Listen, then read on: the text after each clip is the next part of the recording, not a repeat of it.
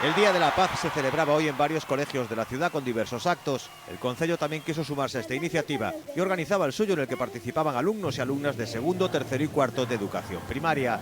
La Plaza Mayor y el Salón de Plenos de la institución acogían la lectura de textos elaborados por los niños, donde expresaban sus deseos de paz. Vemos en televisión que hay otros tantos niños que mueren de hambre porque no tienen nada para comer.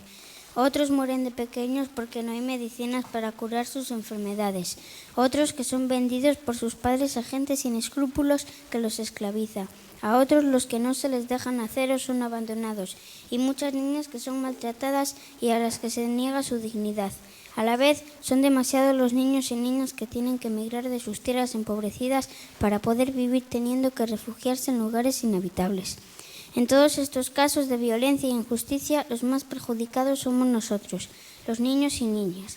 Por eso, y aunque somos menores de edad, les decimos a los que mandan en el mundo: prohibid las guerras, haced leyes que no permitan las guerras ni cualquier tipo de injusticia.